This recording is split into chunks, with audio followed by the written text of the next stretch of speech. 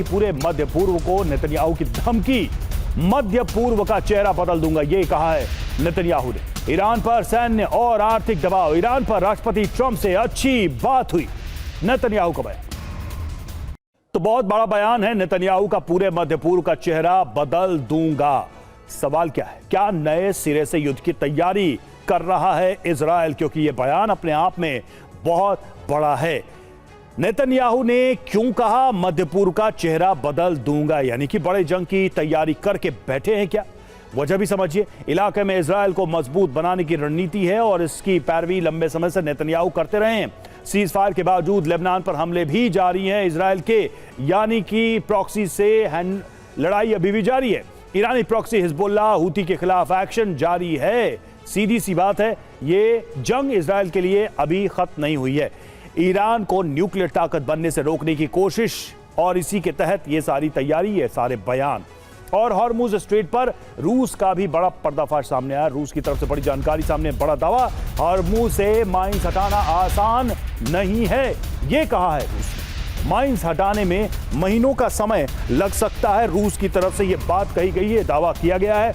रूस के पूर्व नेवी कैप्टन वासिली डेंडिकिन ने यह दावा किया है अमेरिका के सामने, ईरान की बेहतरीन रणनीति।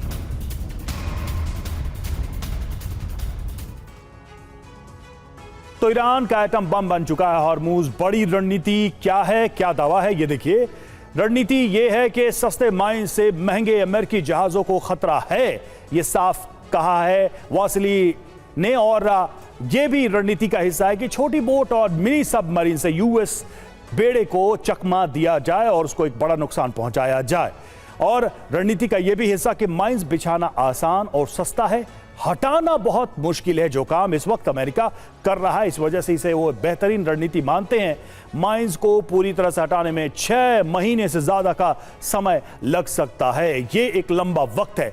और अमेरिका के पास माइंस हटाने वाली सबमरीन भी नहीं है, ऐसे में अमेरिका दूसरों पर निर्भर है।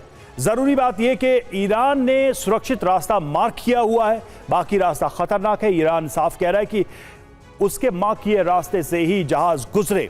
सभी जहाजों को ईरान के बताए रास्ते पर चलना होगा, और अगर उन रास्तों से गुजरना है तो फिर ईरान को पैसा भी देना पड़ेगा, टोल भी देना पड़ेगा, टैक्स भी देना पड़ेगा। और यही ईरान की बड़ी रणनीति है। पूरा कंट्रोल एक तरीके से ईरान का है इस वक्त हॉर्मुज में, माइंस की वजह से। और देखिए अमेरिका हॉर्मुज में कैसे माइंस को हटा रहा है, क्योंकि अमेरिका के लिए एक बड़ा चैलेंज है, बड़ी चुनौती है। माइंस को बिछाकर अमेरिका के सामने एक मूवमेंट, ब्लॉकेड क्रिएट किया हुआ है ईरान ने। तो जरा देखते हैं कि इनको कैसे क्लियर कर रहा है अमेरिका। तो देखिए, माइन स्वीपर का इस्तेमाल किया जा रहा है, शिप से इस ऑपरेशन को अंजाम दिया जा रहा है ताकि माइंस को हटाया जा सके। और शिप में माइंस कटर भी लगाए गए हैं ताकि उनकी केबल्स को काट के उनको डीएक्टिवेट किया जा सके।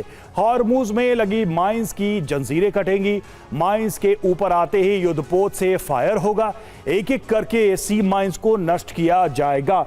ऑपरेशन के वक्त ड्रोन से निगरानी रखी जाएगी। जरूरी बात यह है कि जापानी शिप भी हॉर्मुज पहुंच रहे हैं, जिसके लिए अमेरिका ने, ट्रंप ने जापान से कहा था।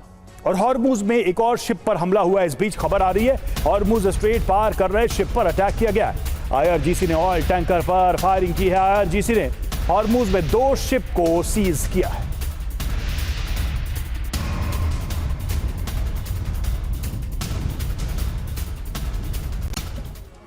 और अगली बड़ी खबर, हॉर्मुज में अमेरिका की नाकेबंदी फिलहाल जारी है।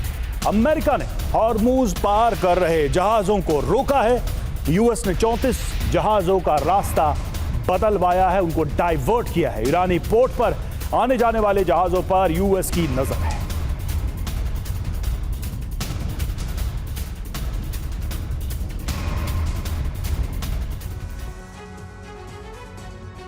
चलिए अब आपको बताते हैं कि हॉर्मुज में नाकेबंदी से ईरान क्यों परेशान है, ईरान के सामने क्या चैलेंज है। पाकिस्तान में ईरानी डेलीगेशन इस वक्त मौजूद है और नाकेबंदी खुलवाने के मिशन पर है। नाकेबंदी से ईरान क्यों परेशान है, इस पर नजर डालें तो ईरान से तेल का निर्यात लगभग ठप हो चुका है। एक बड़ी परेशानी है, ईरान में तेल जमा हो रहा है, रखने की जगह यहां पर नहीं बची है, उसको स्टोर करने की जगह नहीं बची है। समुद्री स्टोरेज में भी 2 से 3 दिन का ही तेल रखा जा सकता है। खर्ग द्वीप से 90% तेल का उत्पादन करता है ईरान और एक्सपोर्ट भी करता है। ईरान के लिए खतरा क्या है? ऑयल स्टोरेज खत्म होने पर तेल के कुएं बंद होंगे।